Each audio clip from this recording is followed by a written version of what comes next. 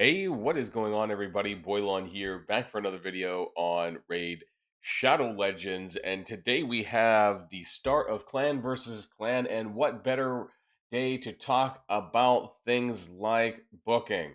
And what do I mean by booking? I mean character skill booking priority. This is something that I do every personal CVC, and that's going to be roughly every 4 weeks. And so now is the time that I'm going to be blowing all of my epic and legendary books to get some points for clan versus clan. But this is also a good opportunity to talk about what characters and in what priority do I do my booking for, especially for legendary legendary characters, because I think if you get more than one or two legendary characters a month, ones that you want to book, you end up getting a pretty severe backlog. Now, I am a bit of a I don't know, light medium spender, I guess you would say, on this account. And so I am picking up legendary champions a little bit quicker than 1 to 2 a month sometimes. And so this has created a massive backlog of characters that I want to upgrade. And I want to go through the priorities, both from an early game perspective and kind of my game perspective, I guess, by being almost 1 year in, and what I prioritize when I choose characters on who I want to book and exactly how far do I take them. So that's what we're focusing on in today's video. Now, before we get started with the rest of the video, do want to remind people that if you haven't started playing Raid yet, or if you want to make an alt account, download using that QR code in the top right hand of the screen to get an Arm of the Returned absolutely free, and these three amazing epics, Allure, Tagore, and Ruella at accounts level 10, 20, and 30. And don't forget that you can also get this free Void Legendary Amazing Support Champion, Tahanarak, by using the promo code Desert Queen within the first 48 hours of a brand new account. Now, before we get started with the video, though, I think partially for the purposes of this video, but also because I do have a severe backlog, right? Like I do spend around, I think, about 200 US dollars per month. And this time around, I'm actually going to be buying some legendary books. But what I do like about this is that it does come with 3,500 energy, and right now we have personal CVC, so that allows me to push that as well, and some events for the fusion event, which is ongoing right now. So I'm actually going to be buying two of these packs, right? So this gives us 20 legendary books. Now, I do want to go out on a limb and say that people are only, if you're doing the maximum Demon Lord, you're probably only getting about, I would say, 10 to 15 legendary books a month. We're going to talk about where that comes from before we actually start putting those books in. So I have bought two of these offers. That's going to give us, and I hope that they just sit right. So we'll take the silver, we'll take the books. The energy I'm not going to spend right away. And I'm going to save that for a bit of a rainy day. We want to talk about where do these books come from. Now, thankfully, they've actually added more ways to get them. But I want to start first with Clan Boss, right? Demon Lord, just like for Shards, is going to be the place where you're going to get legendary books in Ultra Nightmare and in Nightmare. So it's just like Sacred Shards in the sense you can see this the Sacred Shard and the legendary book here. And this also happens in Nightmare on the ultimate chest here, Sacred Shards and legendary books. Now, roughly, I would say, right, if we go into my, so the last time I did legendary booking, if you look at where I'm at right now, I need to find a character that I haven't, I'm not going to book Xenomorph right now, but I just wanted to, for example, I bought 20, right? So I had 19, and that was in 4 weeks' time. Now, usually I would say on average is about 10 to 15. Sometimes you can get luckier. There's some also just flat, depending on how far you are in the game, there are also just some flat places where you can pick some books up. We'll talk about that as well. But I would say largely from Clan Boss, from Demon Lord, if you're doing both Nightmare and Ultra Nightmare, expect around 10 to 15 legendary books. Now, you can also pick them up in Doom Tower. So if you are running a hard mode Doom Tower, you can find them, I think, from 80 onwards. I believe there's one here at floor 80, and there's another one at floor 100. There are some Sacred Shards, which is nice as well if you're able to complete the full rotation. This one's not as difficult as some of the other ones, so you might be able to get a chance to get that. So there's two in Doom Tower. I think there might be some in Cursed City hard mode. I think there might be on Amius hard. Let me know. I've already cleared it, so I can't really see the rewards. But I thought there was, maybe it's up here. I mean, I can't do it, but I mean, it's probably, if it's anywhere, it's probably up here. I'm actually surprised there isn't. I'm actually genuinely surprised it's not in here. But what I do know is that they are in Grim Forest. So I don't know how many. I forget. I'm sorry, but I know I've seen them because I've seen epic books and I've seen legendary books, and there's mythical books up in the purple section. I think there's one a month. So I'm pretty sure, right? I've only just getting started on my hard mode stuff, but I swear that I've seen legendary books somewhere. Maybe it's a little bit further in the red section. right, that I haven't uncovered yet. That's a good possibility. Please let me know in the comments down below. I've seen epic books for sure, and I've seen a mythical book, and I'm almost certain there is a legendary somewhere, right? I'm pretty sure. Anyways, so that's where all the main places that you're going to be getting that. Of course, there is also going to be the additional one, which you kind of get once a month by doing your advanced quest. So make sure that you do this as well. But you can get this once a month, although not everyone is clearing all the advanced quests necessarily every single day. So that's something that I just wanted to point out there. So all in all, and depending on if you do any additional rewards, right? Like there was a champion training that had a legendary book there as well. I think it's over now though, but it might still. It was an actual event, so that's definitely over. But I did clear it all the way to the legendary book as well. So there's different opportunities to pick up more or less books depending on what you do in your game. So now the first thing I want to talk about is what characters am I actually prioritizing for legendary booking? And if you're a new player, what should your priorities be?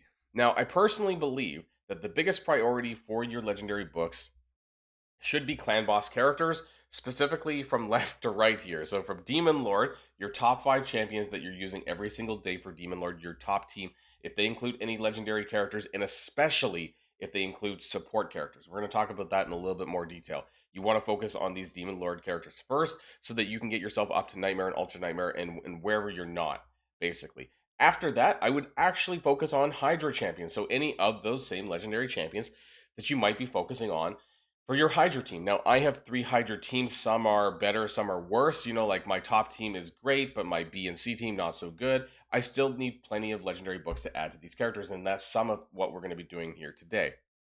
Okay?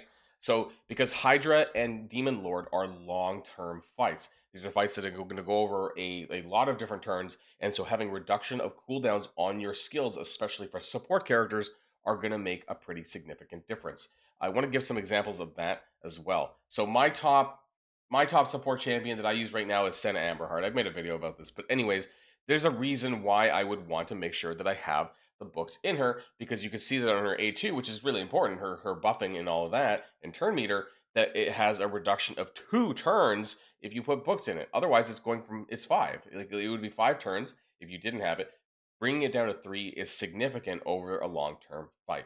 So these are good examples. The A1, not necessarily, and the A3 could take it or leave it. Some characters, and I would say mostly on support, you got to really take a look at sort of what they're offering. Esther Dreamsong, for example, another great support champion, right? We have a cooldown reduction of 2 on her A3, going from 6 to 4. This is really big. And then, of course, on this one, not only do you get increased debuff chances, but you get, again, another turn cooldown reduction. So all these things are really important.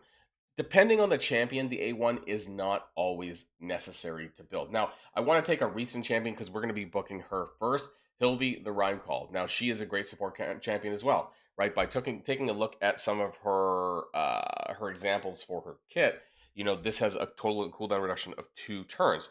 Now, this is, I would say, bigger in PvP than it is in PvE. You would want to get a cooldown reduction on her A3 first if you're using her primarily in PvE, because that'll bring her buff down from 6 turns to 4 turns, and that is pretty important, I would say. So this is where I would kind of prioritize my booking. And then for the A1, you know, it is not bad, right? Decreased defense down is pretty important. Like the 60% is a lot, and then if you get it to the levels up, you would get it to 75% per hit instead of 50%. But it does attack twice, so there's a pretty decent chance it's going to land in one of them. So honestly, you could take it or leave it at this point. If you're able to get the skill ups onto the A2 and the A3, especially at that point, I would maybe move on from booking a character, you know, unless you want to come back to them. So there are more important skills than others, and typically for ones that have cooldown reductions and characters that you're using in clan boss teams, that's where it's going to be the most important. So, for example, Authoritrix Lamasu is someone I'm also going to be booking here today. I think where I want to like prioritize my booking is going to be the cooldown reductions, and then maybe also this A2. The A1 does have debuff chance, and you're going to really have to pick and choose depending on the character how important that debuff is for you. But typically, when it comes to support characters and controller type characters, the damage part of things is really not that important, and A1s tend to be something that you can skip a little bit more. So again, it really depends on the character. For example, I got this. Oh no, sorry, not Calvalax. Hegemon. You guys might have seen me have Hegemon. I call him the Digimon. So the only thing that I really needed was this, because like this is all he does. Hegemon's whole entire usefulness is him starting his turn. Like because he starts immediately. You might have fought him in arena. He's a pain in the ass. But he takes his turn immediately and uses this skill. Now it is a damage based skill, and there is no cooldown reductions or anything like that. But because that is his basically one shot kill a move, that I did decide to put books into that, but I did not in his A1, and thankfully I got lucky because this allowed me to skip about 5 different legendary books. Okay, so let's get started with Hilby because that's who I want to start with here today. Now, what I'm going to do, because I want to make sure that I get my my books into A3 and A2, I'm going to be putting 2 in at a time. Now, I'm not sure. I'm just going to hope that it gets lucky and it all goes into one skill, and then we can maybe avoid the A1. But I think now that I said that, I'm probably going to jinx myself. So let's see what ends up happening here when I plug it in. Oh, okay, it went into the A1. Okay, we got some A2, but it went into the A1. So I really want to get those 2 into the A3. I'm going to put another 2 in, and we're going to see. Okay, I think I just kind of screwed myself a little bit. I mean, it's not the end of the world, but I kind of wanted to avoid the A1. It doesn't look like that we're going to be able to do. I mean, we still have 1 left. Maybe I can avoid 1 if this goes into the A3. Come on. It did. Okay, so now I can avoid putting more books into her A1. I don't really care that much at this point. We're at 60% for 2 hits. That's not bad there. I'm gonna leave it for now. Maybe I'll come back to it at a later time. Another person who obviously a lot of people pointed out in my videos that I haven't really maxed out yet because I was waiting for today is my Marius. So in this case, I'm probably going to you. He's really good. So at this point, I'm gonna max. It's 9 books. That's kind of the reason why I purchased that deal. I'm gonna max him out here. This is also a really good time for CVC, as you noticed. You get a lot of points. I think it's 3,000 points per legendary book for your CVC. Now, the other character that I wanted was Lamasu, right? So I could take it or leave it here on the A1. I do want to max her out on the other skills, so I'll put in as many as I need to get the A2 and the A3 done. I'm going to go for 2 at a time. Maybe I'll do, yeah, 2 at a time. We'll see where it ends up landing. Okay, from now on, I'm never talking about A1s because it seems that they just want me to have it. It's just kind of annoying. Let's put another 2. We also no, actually went strict into the A2. So now I need 2 in the A3, 1 in the A2. Okay, let's see where this goes. And of course, it went into the A1 and finished it. Okay, so at this point, we are also going for a maxing out. That's a little bit unfortunate, but this is a way that you can avoid some skills for certain characters. Now, who do I have else that I want to do? I think I wanted to finish off Granite. Now, Granite's pretty much almost done, but I think there's a few more skills that I could change here. So yeah, unfortunately, I got unlucky and went all into the A1 here as well. But I wanted to get these additional ones for the A2 and the A3 for the cooldown reduction. These are some of the most important parts of upgrading a skill. So at this point, I am going to max it out. That's another 3 there. The cooldown reductions for skills are super important. Now I have 11 books left, and I forgot who I was going to be putting it into. Now I think I'm gonna. Oh yeah, I have 1 left to finish off with Cheshire Cat. I use Cheshire Cat a lot, so yeah, we're just finishing up his A1 just because I like his damage is very powerful on that. So there are certain characters that I would obviously for more damage based centric characters I would focus on the A1 occasionally as well. Now that gives me 10. Now who was I going to put this into? Cardial. Did I finish him? I did. I pretty much finished him. Cardial. Who else? I did not finish Maria, but I don't use her so much right now. I think the character that I wanted to include in here was going to be. I was thinking about Raphael, actually. I'm not sure because he's the only turtles I don't have booked, but I don't use them as frequently as I do the others. So I might hold off from that for now. I think where I wanted to put the other skills was going to be into who was it actually? Hmm. Was I going to hold it maybe for Ezio? We are getting Ezio very soon tomorrow, so I might actually hold it for tomorrow. I forgot that we are actually unlocking Ezio tomorrow during the clan versus clan, so I might actually hold off because I believe he needs 9. So that's something that I am going to be doing, I believe. So Ezio. Now, what would I want for Ezio? I would want the A2, the A2 especially because the buff and debuff chance. That's super important because I'm. It's kind of crappy that it doesn't have 100% here in place in the poisons, and then I think the A3 as well. The A1 could be really good as well, but 75% chance is pretty high already.